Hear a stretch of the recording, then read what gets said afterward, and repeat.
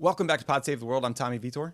I'm Ben Rhodes. So speaking of autocrats, we had a couple at the White House today, besides the president. So the leaders of Israel, the United Arab Emirates, and Bahrain, they all gathered today with Trump at the White House. They're ostensibly there to sign a diplomatic agreement between Israel and the UAE, an agreement between Israel and Bahrain, and then some document that all three sign. But the timing is about trying to give Trump a political win before the election. Let's just be clear about why this is happening. Israel, the UAE, and Bahrain, they view Iran as their mortal enemy. They think Trump will let them do basically anything they want in service of stopping Iran. Ben, we talked about the UAE-Israel piece of this. We haven't talked about Bahrain. For those unfamiliar with Bahrain, and that's understandable, it's a tiny little archipelago in the Persian Gulf. The main island, which is like most of the landmass, which is I think 3 times the size of Washington, D.C., is connected by a highway to Saudi Arabia. So the Saudis have a lot of control over their political affairs. It's a constitutional monarchy ruled by a Sunni royal family, despite having a Shia majority state. So they are especially paranoid about Iran or the Quds Force somehow toppling their government. I think of the 1.5 million people in Bahrain, half are immigrants. A lot of them do really backbreaking labor that is horribly unethical. The U.S., we have a major interest in Bahrain because the Navy's 5th Fleet is headquarters there, along with the U.S. Navy Forces Central Command. So the 5th Fleet is responsible for operations in the Gulf, the Red Sea, parts of the Indian Ocean. Long story short, they got a lot of hardware and they have a lot of responsibility for a region that's basically been at war for 2 decades. So, we haven't seen this text yet, Ben, as of starting the recording, which is annoying. The administration keeps trying to call this a Middle East peace deal, which is so dishonest. That's usually, referring to the Israeli-Palestinian conflict. The Palestinians are completely left out of this discussion. Frankly, they feel abandoned by the Gulf Arab countries that used to advocate for their interests. So, Ben, what's your take on this deal and your response to people like Bret Stephens over the New York Times, who argues that, the conventional wisdom that solving the Israeli-Palestinian problem was the key to unlocking peace in the region has proven to be wrong. And that's what's needed now is what Bret calls, quote, an alliance of moderates and modernizers. Well, look, you were right to focus on the peace part. There's no peace was made. Like there's no war was ended. Yeah. No conflict was concluded. Bahrain and the UAE were never at war with Israel and have been, under the table friendly with Israel for some time now. It is a good thing that Israel now has 2 other Arab states that have agreed to normalize relations with them. That will facilitate things like travel and trade. So that's good for Israel's greater inclusion. But there's no change to the wars in the region, no change to the autocracy in the region, and no change to the status of the Palestinians. So it's really disingenuous to call this a peace agreement. And I don't, the media's kind of gone along with this. And Bahrain is a country of just over 1 million people here. So this is not, this is not the Camp David Accords. This is not Israel making peace with Egypt and Jordan, its neighbors, big, important Arab countries that it had fought multiple wars with. This is Israel making normalization agreements with a couple of oil-rich autocrats, essentially, to help Trump before an election. And it's not as seismic a deal as all these people like Bret Stephens trying to dunk on everybody about it portray. And I think there's some troubling aspects to it as well. There's a war that has been ongoing in Yemen for the last several years that should never have started with U.S. support, at least in the Obama administration, but Trump has escalated that support, that has killed over 100,000 people and tens of thousands more in a famine. None of these guys talked about that, even though they're the ones who've been in that war. The Palestinians are still without a state and are, still, Israel's still building settlements. Nothing is changing in the Israeli-Palestinian conflict. This is about autocrats coming together to do each other favors, to do Trump a favor before his election, to do Netanyahu a favor when Israel's on lockdown because of COVID again, because of his mismanagement of COVID. And what's in it for the UAE and Bahrain? Well, they want Trump to win. And I think if Biden wins, I think they're hoping that this might make it more difficult for a Biden administration to rethink the kind of blank check of support we've had to the Gulf. And then lastly, what are they united in? They're united in their antipathy and hatred for Iran. And so they're just kind of, formalizing what has been the status quo for over the last decade, which is that these governments, Israel and the Gulf countries, apply pressure on the United States to confront Iran and to try to pursue a regime change policy in Iran, which I don't think is going to work. And I think the nuclear deal worked better. And Iran, looking at this, is only increasing its nuclear program, right? So there's no peace made here. There's no resolution to the autocracy issues that we talked about too. But Trump has a big photo op that he's playing up to be something that I think is not nearly as significant as he says, even if, inside of this, okay, it's good that Israel has two more countries that recognize it. Yeah, I mean, it is wild that Bibi Netanyahu jumped on a plane, given that on Friday, Israel is going to go into a second nationwide lockdown because of a huge surge of COVID cases that is, I guess, threatening to overwhelm their healthcare system. That means schools, businesses, restaurants are going to close. Apparently, people are going to have to stay within 500 meters of their home. So it's a pretty serious lockdown. What do you make of the suggestion that, if Bahrain is willing to cut this deal with the Israelis, that means the Saudis tacitly approved it, which means they could be next, which I think a lot of people would see as a bigger deal given the size of the players. But, there has been a suggestion in a lot of the reporting that Mohammed bin Salman is looking to do whatever he can to kind of launder or expunge his murder of Jamal Khashoggi, the Washington Post columnist who was killed in Turkey 2 years ago. No, there's no question that this would not be happening if MBS had not, Bahrain doesn't do anything without checking with MBS first. And the UAE too has been in lockstep with MBS. But again, this just shows you the character of the people making these agreements. And these are not people interested in peace. There's something offensive about watching them use the language of peace as they wage this war in Yemen, as they repress their own people, as they are frankly, jonesing for the United States to be in a confrontation with Iran. That's what they're interested in. And what I hate is the way these are framed in the United States. It's framed like a reality show. Like, oh, Trump had a photo op that he called the Middle East peace deal with some of these leaders.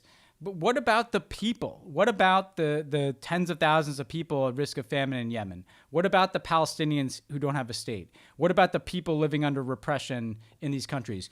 Bahrain is a majority Shia country where the Shia are essentially oppressed by a small Sunni minority. I mean, the people of the Middle East are absent from any of these conversations. And the conflicts, whether it's in Iraq or Syria or Yemen, are not at all resolved by this, never mind the Palestinians. And so I just hope that we don't continually fall for the idea that this is some kind of optics show put on for, an American audience in which, the Arab leaders play a role of standing there in a signing ceremony. I didn't like it, by the way, when we had kind of these Middle East peace conferences in the Obama administration where everybody got to look like they were doing something and nothing got done. It was some of the more you were there for those, Tommy. Those were frustrating moments for me at the time, and even more so in retrospect. So, let's just not overhype this stuff. This is, again, the best thing you can say is two countries that Israel hadn't been at war with are normalizing ties, and that may open up some additional trade and people-to-people exchanges. The idea that these guys they're the moderates and the modernizers, and that's what they've been saying about MBS for years. Remember, he was a modernizer, a reformer, and ask Jamal Khashoggi how much of a modernizer this guy is. Yeah. So the other major set of peace talks are actually happening right next door to Bahrain in Qatar. So these are the long-awaited direct talks between the Taliban and representatives of the Afghan government. They are happening because back in February, the U.S. agreed to basically get all U.S. troops out of Afghanistan, or at least a timetable to do so.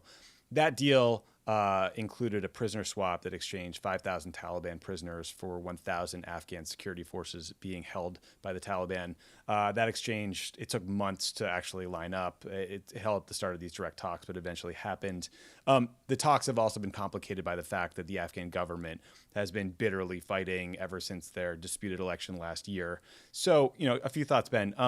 First, just because there are peace talks, it doesn't mean that there is peace in Afghanistan, right? I mean, there's a ceasefire between U.S. forces and the Taliban, but not between Afghan forces and the Taliban, and the Afghans are taking enormous casualties. Literally a week ago, 10 people in Kabul were killed by a roadside bomb that was targeting the vice president of Afghanistan. So they're going after senior officials who are a part of these talks. Luckily, he survived. Second, I'm glad that the peace talks are happening, but I just want to be clear that they are only politically possible because the U.S. agreed to remove our troops. And normally, that kind of decision would be demagogued by people like Lindsey Graham. If Obama was president, Fox News and the whole Republican Party would be accusing him of cutting and running and talking about how he brokered a deal that allowed 5,000 Taliban guys out of prison. They'll say that, they're going to do everything they can to stop this deal because the only acceptable withdrawal should be conditions based, blah, blah, blah, right? To Trump's credit, he ignored those people. But we should be clear that the Republican Party has been the real impediment to peace talks generally. And then just lastly, there's no guarantee of success, and it's going to take an enormous amount of international support to help rebuild Afghanistan from what it is now. I mean, I would love to hear more about what we're doing as a country to pass the hat, help these people rebuild after 2 decades of just unbelievable suffering. So I don't know, Ben, what do you make of the talk so far? What kinds of things are you looking for in terms of success? Well, look, the reality is ever since we cut our deal with the Taliban, the United States cut our deal with the Taliban several months ago, things have gotten worse in Afghanistan. The Taliban has not stopped fighting and killing Afghan security forces, engaging in brutal attacks, attack on a maternity ward, right? So the question I've always had since that happened is even if you just think we should remove our troops, you don't have to cut a deal that kind of empowers and elevates the Taliban on the way out. I mean, you prefer to have a deal in place between the Taliban and the Afghan government that is real and that gives the Afghan people a say and is not thrust upon the Afghans by, Mike Pompeo and the Taliban, And so what I look for is whether this is something that the Afghan government and the Afghan people genuinely seem to feel comfortable with, that it assures, that there'll be an end to the fighting, or at least a significant reduction in the fighting and some agreement about the country's future. And again, what's so uncomfortable about watching all this, Tommy, is that it feels like all of the leverage of the U.S. government is being brought to bear to generate kind of a series of photo ops before the election. And I don't say that because I don't want Trump to win the election, which I obviously don't. I say that because we saw this bizarre Serbia-Kosovo deal where they didn't even know what they were signing. It was literally the Serbian government went back on what they had signed because they said they didn't know that they agreed to it. Right. And today we see this massive hype of the Middle East piece of it. And then you see this and you can't make you wonder, is this a genuine effort, or is this kind of an effort that is pressuring people to do things that they're not ready to do, or that hasn't been fully baked, to create a series of photo ops before an election that, after the election won't have solved the problem. So what I would hope is that the Afghans can sort this out on their own, and the Afghan government has a real voice and isn't just pressured into things by us. What I worry about is that in our haste to create this photo op, we're basically, potentially handing the country over to the Taliban. Yeah, I worry a lot about that as well, but we'll keep an eye on these talks. So this story didn't get a ton of pickup last week, Ben, because of the Woodward book and all the other stuff going on. But I think it's actually a very big deal that we should talk about, which is, according to a whistleblower complaint released by the House Intelligence Committee, top officials at the Department of Homeland Security repeatedly forced subordinates to change intelligence assessments to match things Trump said, or generally not make him look bad. So the complaint itself was filed by a guy named Brian Murphy, who used to head DHS's intelligence and analysis Department until he was let go because he, collected intelligence on reporters with small little constitutional issues there. But here are the specific allegations. So former DHS Secretary Nielsen repeatedly and knowingly lied about the number of individuals with suspected links to terrorism who attempted to cross or did cross the southern border into the U.S., specifically lied to Congress. And if this is true, this would be perjury. Acting Deputy DHS Secretary Ken Cuccinelli told Murphy, the whistleblower, to alter intelligence reports about Guatemala, El Salvador, and Honduras to make those countries appear safe, presumably so that Trump could force asylum seekers to go there, which is horribly unethical. Chad Wolf, your friend, Frat Chad, the acting DHS secretary, told Murphy to stop providing intelligence assessments about Russian interference and instead focus on China and Iran and their alleged interference efforts, if they exist. This was reportedly relaying a demand from Robert O'Brien, the national security advisor. And Wolf and Cuccinelli told Murphy to downplay the threat from white supremacist groups and play up alleged threats from Antifa. So, again, some people are questioning Murphy, the whistleblower's credibility because he was demoted for collecting intel on reporters. But to me, this story feels a lot like the Atlantic piece about Trump denigrating the U.S. military in that the existing public record backs up the allegations, right? We know the administration lied repeatedly about threats at the southern border to justify the wall, to try to scare voters before the midterms. We know that they had changed asylum policy to force migrants to first apply for asylum in Guatemala, El Salvador, and Honduras as a way to basically shut down all immigration, despite those countries being unsafe. And we know that the White House has played down Russian interference efforts and tried to both sides it with China and Iran because Trump just can't handle hearing about Russian interference. So I don't know. This is like brazen lying and manipulation of intelligence. The whistleblower complaint itself coincides with news that the intel community is no longer going to give in-person briefings to members of Congress on foreign election interference.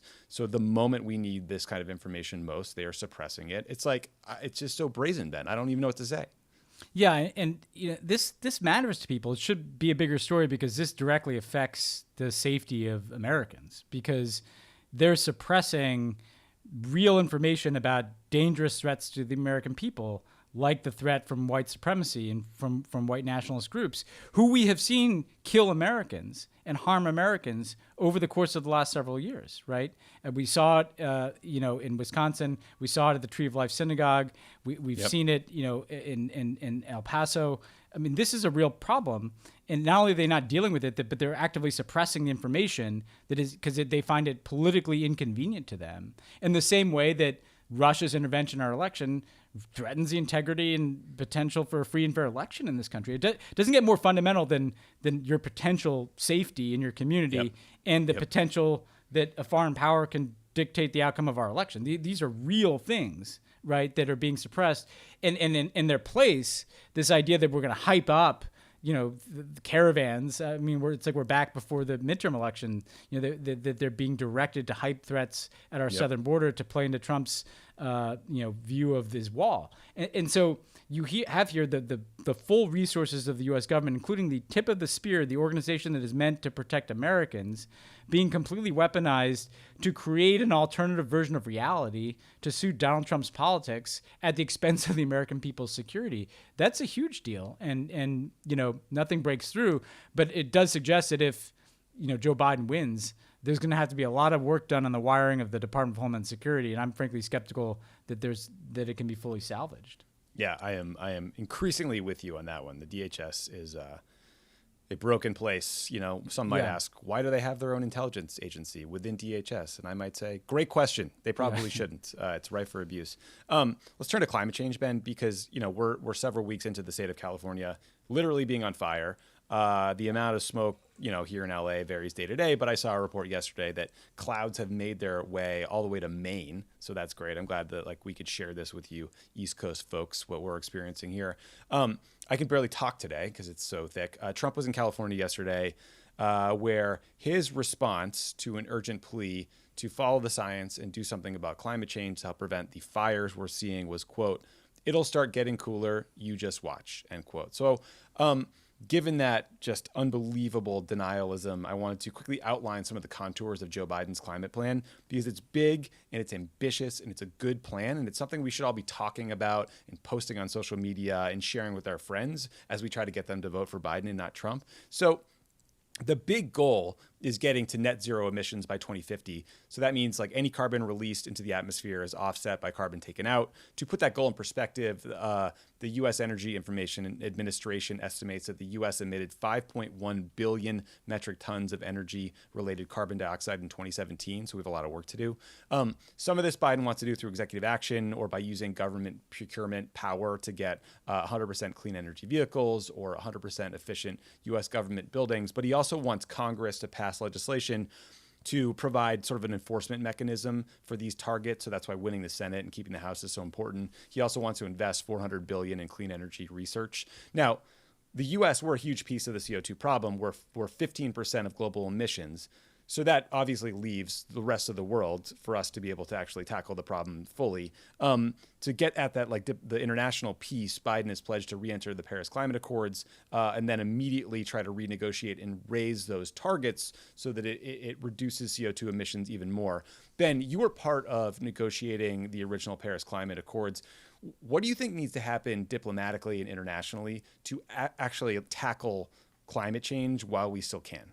Yeah, and I had the same urgency you do, Tommy. Right before I left to come out here, I remember I saw my daughter, Chloe, who's 3, and she had her face looked like it had a particular glow, and I thought, wow, Chloe looks like she got some sun, and then I realized it was a reflection of the sky, and then you're thinking, she's 3, what is the world she's coming up in? There are going to be fires like this every year, this is going to get worse and worse. This is the biggest challenge to our country. To get to Paris, and this foreshadows what we have to do. So just very quickly, the way we got to Paris is the United States, particularly in the second Obama administration, did everything we could to reduce our emissions. So you had every regulation we could pass, a lot of investments in clean energy. We started to turn around the ocean liner of our own economy to move in the direction of net zero. That gave us some leverage to go abroad and then make this the centerpiece of a lot of bilateral, multilateral relationships. So we're literally sitting there and getting China and India and Brazil and other countries to raise their own ambitions in order to get into Paris. The important thing about Paris is supposed to be the floor. Nobody said that was the end of the work. That's the beginning. That's the architecture. This is the agreement within which we all do things. And every 5 years, there was always going to be the idea that we would get more ambitious, that countries would submit new plans every 5 years about what their commitments were, right? So that's coming up next year. So as you mentioned, the first thing Biden has to do is a major investment here in the United States along the lines of the Green New Deal to transition our economy to get to net zero through investments in renewable energy and energy efficiency. But then internationally, we have to take that and say, look, we're back. We're in the agreement. We're doing more. We're raising our ambition. And then we have to go and work cooperatively with other countries to raise theirs. So China, you've had some ambitious initiatives and emissions reduction targets in China, but China's building all this infrastructure in other countries that is not carbon neutral in any way, that is building coal plants. Like, they have to bring their international objectives in line with Paris. India needs to step up its game. Brazil needs to start protecting the Amazon rainforest instead of destroying it, so there's something that can take the carbon out of the air. And so what is needed is a full court diplomatic press from the Biden team to go to all these other countries to raise the collective ambition of Paris. And what are you trying to do? Because this can seem so amorphous to people. You're trying to basically rewire the global economy so that countries are increasingly not using fossil fuels and using clean sources of energy, so that markets and investments no longer go in that direction, because it looks like that's being phased out and all that money flows into clean energy technology and energy efficiency technology, so that richer countries are helping poorer countries who are going to say, hey, you guys got to build coal plants when you're developing. Why can't we? We can say to them, well, we're going to help you seed a solar or wind energy infrastructure in your country. There's this kind of massive effort over the next decade to give humanity a fighting chance of dealing with it. If we don't start now, climate change is already accelerating at what appears to be an exponential rate.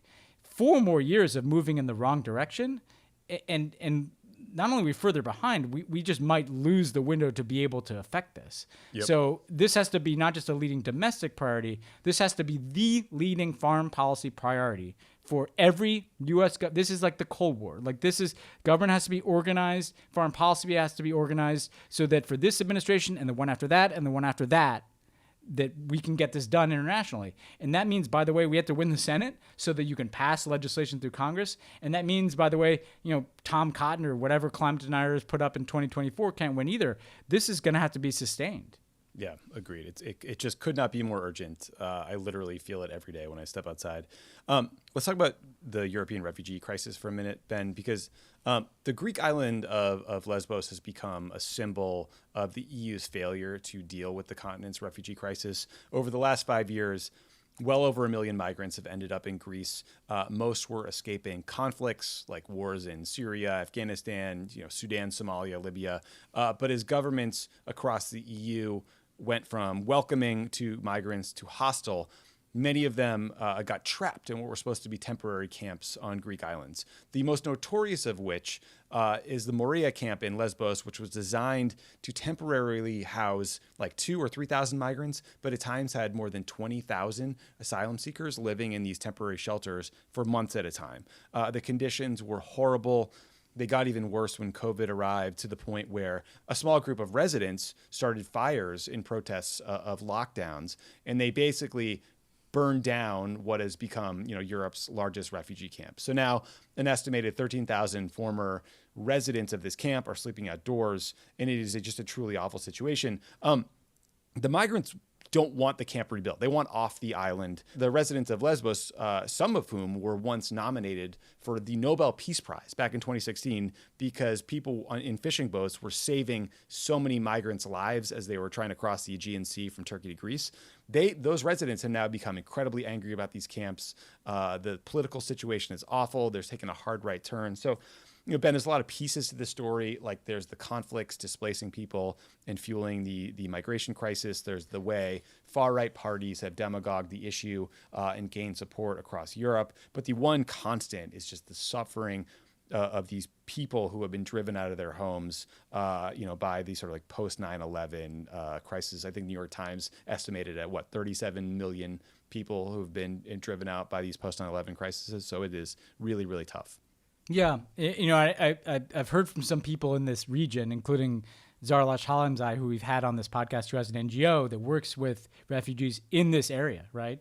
And what's happening is not only the deteriorating conditions because of COVID, but as you alluded to, you've got far-right movements that are obstructing aid from going to these refugees. You've got local populations who've kind of turned against the refugees. You've got vulnerable people made more vulnerable by COVID in the streets. And you've got a Greek government that has moved to the right, that is doing nothing and is probably tacitly, allowing this to happen. What needs to happen is the European Union needs to step up here and get this under some control and restore kind of a humane order to this, in which, at a minimum, aid is able to reach refugees. Far right and mobs are not harassing refugees, and there's a return to order. And frankly, if the U.S.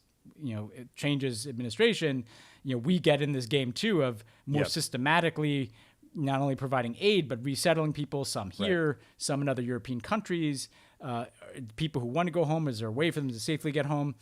This is, once again, a humanitarian catastrophe that's not getting as much attention because of COVID. But a lot of intersecting trends are happening here, not just the refugee one, but the kind of far-right piece of this, some of the exhaustion with this issue in Europe. But there are human lives in the middle of this, and we can't lose sight of that. And these are innocent people who've done nothing wrong. And they've been, lots of children. I mean, you look at some of the images. It's just lots of little kids who have been demagogued by far-right parties in the U.S. And in Europe and called terrorists, when in fact they are babies, women and children, and tiny little kids. So horrible situation. We'll try to put some NGOs you could support in the show notes if people want to donate or time or money. Let's talk about our buddy John Bolton for a quick minute. The Wall Street Journal reported that federal prosecutors have issued grand jury subpoenas for former Trump National Security Advisor John Bolton's publisher and his literary agent, which means there is now a criminal investigation into Bolton's handling of classified information in his book. Bolton himself has reportedly not received a subpoena yet. Ben, did you know that Bolton's book sold more than 780,000 copies in the first week? I had no idea. I'm very mad at everyone for buying that shitty ass book. Can you buy my book, please? Yeah, that's I didn't sell them in copies. Yeah. 780,000 copies. Yeah. So basically, the White House is arguing that Bolton didn't do like the appropriate pre-publication review for classified information before publishing that stupid book. Bolton says, yes, I did. I did appropriate revisions. The White House just sat on it because they wanted to bottle it up because they knew the publication would embarrass Trump. At a minimum, it seems like Bolton will lose the profits from this book. But this criminal element is pretty ominous for him, Ben. That seems like a big deal. It's super ominous, and I'm friend of John Bolton here, but is there any reporting or the book's out, right? Like, right, what is the thing that was revealed that was what's the harm? So damaging, right?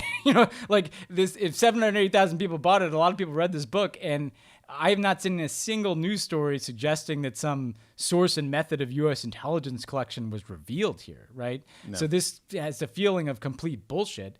I mean, yeah, if he, and here's the thing, like you alluded to it, there's basically a playbook here where if somebody does ignore the process and someone does reveal stuff, that they don't get access to the profits, which is a way of, I think, an appropriate way of making clear to anybody who works in the U.S. government that you can't just take all the secret knowledge you obtain because of your position and go profit off of it.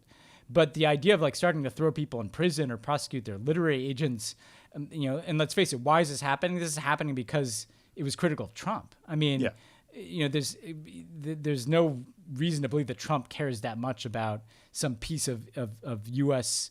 intelligence that might have been discussed in this book. He was pissed off that it was critical of him, and so it sets a dangerous precedent of not approaching this through the lens of classification issues, but through the lens of revenge against political opponents, like everything that's happening at the Justice Department now. And for DOJ to be doing this, that's different than like the White House to be fulminating about it. That's the legal arm of the U.S. government that's supposed to be independent of politics, moving into that space yet again. Yeah, it's going to come down hard on him. This is, retaliation, it seems. Speaking of retaliation, Ben, Politico reported that the U.S. intelligence community believes that the Iranian government is considering an assassination attempt against the U.S. ambassador to South Africa. So intelligence officials believe that this is like one of a range of options Iran has been considering as a retaliation for the assassination of Qasem Soleimani, the former head of the Islamic Revolutionary Guard Corps' Quds Force, who Trump ordered killed by a U.S. drone strike back in January, I think. This ambassador, a woman named Lana Mark, she's not some top military or intelligence official. She's a high-end handbag designer, a Mar-a-Lago member who I guess has been friends with Trump for like 20 years, and that's why he made her an ambassador. There have also been reports that Iran wants to target the head of Centcom, although, like taking out somebody who lives in Tampa and he travels with a bit of a military infrastructure that's going to harden that target. But look, the good news here is clearly, if we're reading about it, the U.S. Intelligence community sniffed out this plot. They could take additional steps to keep her safe. Like, hopefully it won't be a problem. That said, Ben, we were told at the time that taking out Soleimani would deter future attacks on U.S. interests. But also last week, the head of Central Command told NBC News that we have had more indirect fire attacks around and against our bases the first half of this year than we did the first half of last year. In other words, General Frank McKenzie said on the record that there are more attacks in the wake of the Soleimani assassination. This also comes as the U.S. is cutting our force level in Iraq from a presence of 5,200 to 3,000 by the end of September as part of this broader effort, basically to announce that he is ending every single war we're in before the election, which, look, I can get behind as long as these guys come home. So, kind of a wild little update there for the U.S. ambassador to South Africa. That would be scary. Yeah. Count me as dubious that we're ending all these wars. We're having photo ops about them. Me too. But I think, first of all, we see that, and look, this report, I'd like to see it be corroborated, but I will say, Iran has in the past acted in third countries. Yeah. And so has Hezbollah. There have been attacks in parts of Europe or parts in Thailand. So the idea that Iran might seek to commit some act of violence in a third country as reprisal for Soleimani is not that far-fetched. And frankly, again, we said at the time that the responses to the Soleimani killing were going to come in many different fronts and over many different timelines.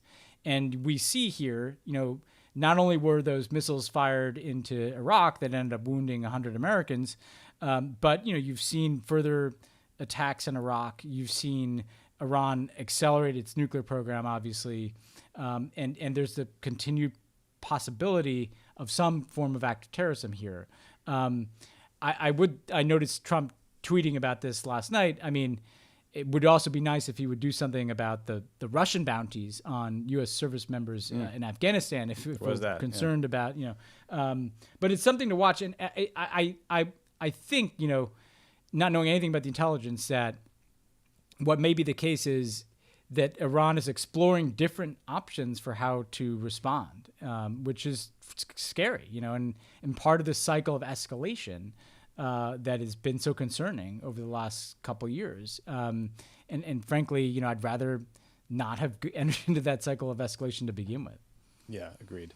A couple more quick things. So Japan will soon have a new prime minister. In August, Shinzo Abe resigned from the job after many years because of health reasons.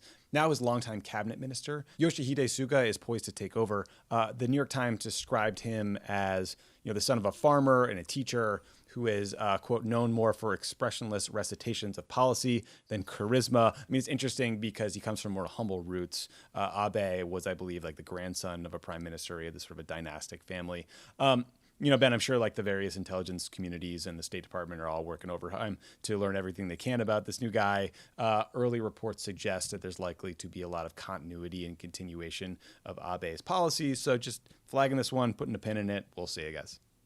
Yeah, no, how I interpret this is, Abe's dominated Japanese politics for, the better part of a decade. His party has dominated Japanese politics since the end of World War II. Yeah, I think every election except for 4 years since World War II. Which overlap with the beginning of the Obama administration. And this guy is a transitional figure. I've met this guy. He's kind of the party guy, and he's older than Abe was. And my sense is, that they have a lot of challenges. They got COVID. They've got an economic problem because of COVID. They've got China and North Korea that they're dealing with. And rather than have the fight over who the next generation leader is for that party, let's go with the guy everybody knows, the kind of technocrat who can manage things for a period of time and then decide who the leader is. So I see this as just kind of as status quo and ante as Japan could have. It's worth remembering because it doesn't get enough attention, and we're part of that too. How important Japan is. This is still one of the biggest economies in the world. This is our biggest, in terms of size, ally in East Asia. This is a country that invests enormous amounts of money in the international system, enormous amounts of aid. Any strategy that is smart about China is going to have to incorporate Japan. So this is an important country and bears watching. Yeah, totally agree. So Ben, on September 11th, the Trump campaign released a new digital ad calling on everyone to support the troops. It featured a photo that had the silhouette of these several soldiers as fighter jets flew over them. It was very dramatic. It was very patriotic. The problem, Ben, the jets were Russian-made MiG-29s, and one of the soldiers was carrying a Russian-made Kalashnikov rifle. So Politico caught this little stock photo error and noted that the MiG-29 was developed to counter the American-made F-15 and F-16 and has been sold since to countries like North Korea, Syria, and Iran. So, Ben, I think we got him. Campaign over. No coming back from this one. I mean, who vets these things? I mean, we vet everything so carefully. It's so easy to find good stock photos of U.S. service the U.S. members. military. It's like they're trolling us. Who's the guy who Googled planes and came up with some Russian MiGs? I mean, that makes you think of Top Gun, by the way. Remember, he sees the MiG, gives him the bird. Yeah, he flips him the bird, So come on, guys, just be better, We are now have dealt with a week of Bob Woodward related news cycles. Was there anything on foreign policy that really jumped out at you from the coverage? There was the notable "I saved his ass" comment from Trump about Mohammed bin Salman, the Crown Prince of Saudi Arabia. But anything else really get your goat? Yeah, that did. But the other thing is he, went out of his way in his kind of autocrats tribute section of the book, to praise Erdogan in very specific terms and talk about how well he gets on with him.